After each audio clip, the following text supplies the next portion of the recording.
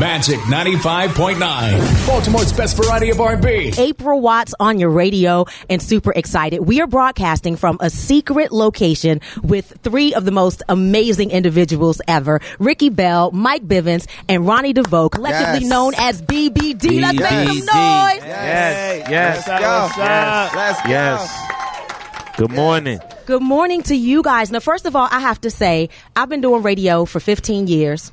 I have never been nervous to interview anybody because I've interviewed people whose talent I respect, whose music that I love, but I've never really been a fan. And you guys were like my One Direction. You guys were my Black Beatles. I had y'all on my wall. So right now, I'm 12 years old right now. Right. And we Is it just me? Yeah, she has the New Edition cover album over here tucked away in the corner. That's what I'm talking. Was that on true candy girl. Was that on the wall back in the day? That wasn't on the wall, but the Right On magazine pictures, right. those were on the wall. Right. Yes. You guys are looking good. How are you feeling? We feel great. Yeah. Blessed. Yeah. Okay, so the first thing that we have to talk about is this New Edition movie. It was a monster. Everybody loved it. Let's make some noise to that New Edition movie. Yes. I mean, go ahead. We got some of the best fans on the planet. Yes. And they have spoken. 29 plus million people viewed the New Edition story. Shut the front door. Are you serious? Yes. Oh, yeah. It over exceeded expectations as far as BET was concerned. They thought they were going to be, about 2.1 million, but we shot that boy to 29 million. Yes. But the beautiful thing about it is it's not just 29 million people for one pop. Right. We rushed home. I know I did because, I'm a Netflix chick, okay? Right. I rushed home for those 3 days to make it on time, to sit there for 2 hours and watch you guys. That's strong. And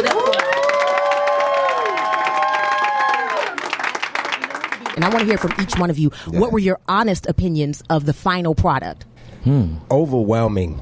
It's crazy because we all seen the first night because we did screenings in various places. I saw it for the first time in Atlanta, then jumped up to Boston, saw it in New York.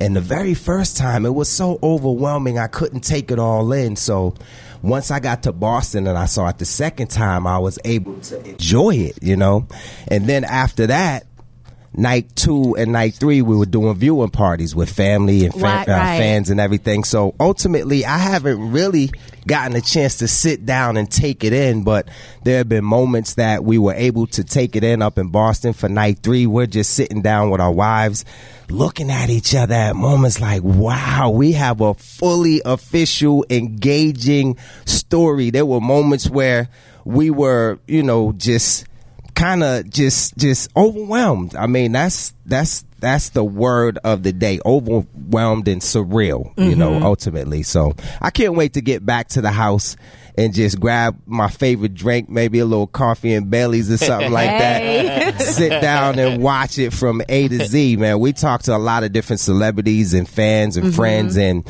for some reason, everybody has watched this movie at least 3 times. Yes. It's that good. That's the magic number. Man, I talked to Bismarck the other day. He's like, yo, I'm on episode 2 for the 3rd time right now. It was bananas.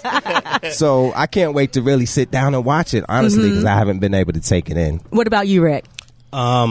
During the production, we did with Brooke Payne, our choreographer and manager, we did this boot camp for about 30 days with the actors, with the cast, and just teaching them the routines. And we didn't realize at that time, how intricate the choreography was. We see people doing it, but with us, we're very detailed. No, the toes have to be pointed this way, and your fingers have to be closed on this. So I was a bit nervous at just how much they had to learn in such a short period of time. I didn't think that they could get it. How do you think they did? Man, they did amazing. Yes. They put in so much work. I mean, during, the process, we're watching them film it.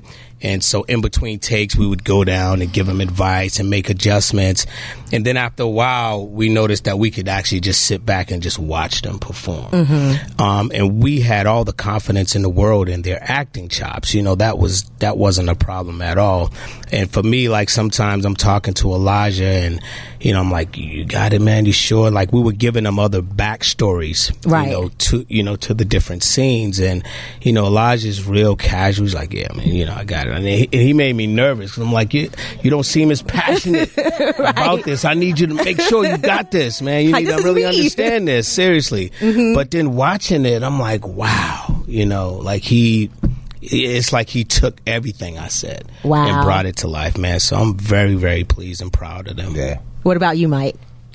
I saw night 1 because we was doing all of the premieres, but I really haven't saw night 2 yet.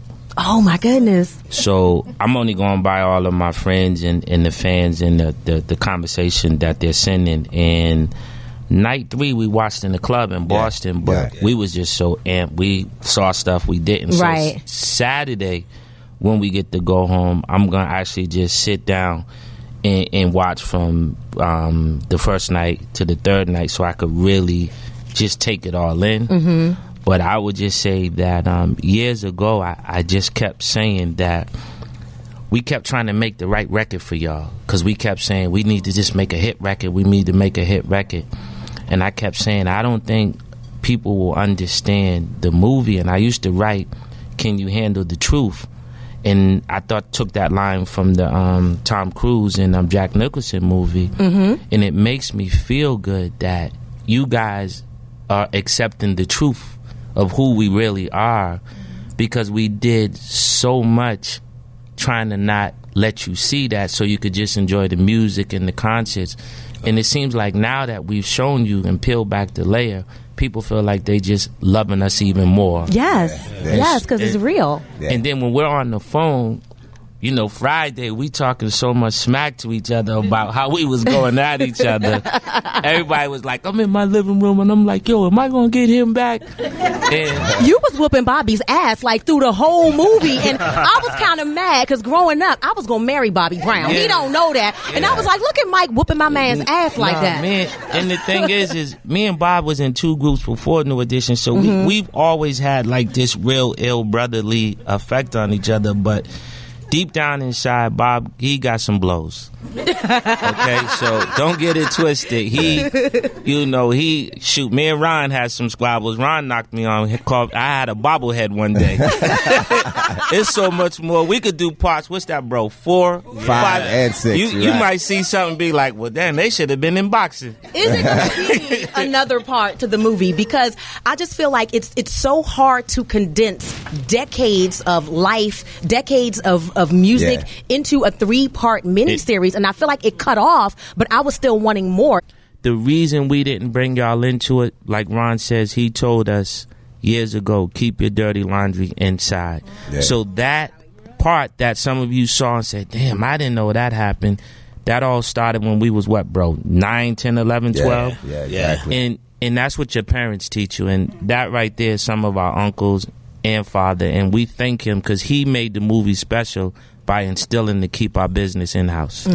Now, was that really hard? Because I was thinking about that, and I kind of struggle with that too, but I've gotten to the age and stage in my professional career that I care, but I don't give a damn, meaning that I have to have my audience see the real me, because I don't want them to be surprised if I happen to be out at dinner and it's like, oh, dang, April got a potty mouth. So no, I have a potty mouth on the air, because I want people to know who I am. But like growing up as kids, y'all were like little kids, you know what I'm saying? And you had to have this clean cut image, but y'all were from the hood. How did you balance that as kids and as teenagers? You know, we should. Right. You was the slick one, Ricky. Talk. I mean, we tried to follow direction as best we could. We didn't always do a good job at it. When we first started out, 14 and 15, traveling, we had chaperones, and they would keep us basically on lockdown in our rooms or at the hotel, and we couldn't really even mingle outside of our group. When we got around 17 or 18, we, at the end of our show, we would announce what hotel we're going to be at the end of the show. And that was just bananas. It's like I really don't know how we kept so much under wraps. But you know what? In the movie, when we talk about voting Bobby out of the group, the way that it was presented to us at that time was that squeaky clean image, like all of that was going to be in jeopardy, and we would lose everything because this guy and his antics was jeopardizing that, our image and our livelihood.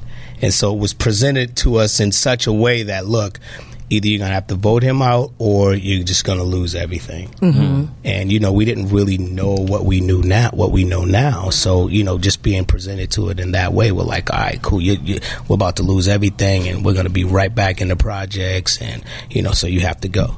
Watching the movie as a fan, I can tell you what I loved most about it was that I was able to see the New Edition story from everybody's perspective. Right. And can I say that everybody was wrong as hell and everybody was right as hell? And I was like, why did Ralph do that? But then when you look back at how Ralph sacrificed so much for the group to even get a record deal, then I understood why he did his solo project and why he did it that way. But then I understood why you guys were like, what the hell, when he invited you over to the house and you watched it. So I understood the move that Mike made to bring Johnny in and not tell Ralph. And then even Bobby being Bobby, if it was not for Bobby Brown, there would also still be no New Edition. So I understood why he was like, it's about me. You know what I'm saying? So given this, with you guys seeing what you have seen of the film and seeing things from each other's perspectives, do you think that there's any chance of healing some of the wounds that may still be open between you guys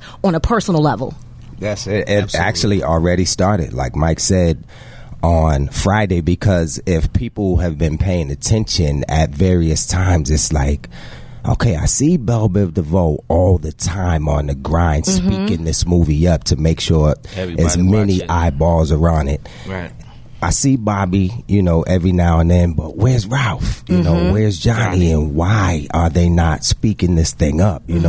What's going on? And that's the roller coaster ride we call New Edition, right? So after everybody was able to watch the movie, and I'm sure Ralph and Johnny were at the crib or what have you, watching it, and then they're looking on social media, Facebook, Twitter, Instagram, and they're seeing what's going on with this thing, and they're hearing from all of the fans and their perspective on how it's inspiring not only the fans that grew up with us, but their children. Like when I'm seeing posts and parents are sitting on the couch and their kids are in front of them, in front of the coffee table, and they're watching the screen and they're dancing and carrying on and singing Candy Girl.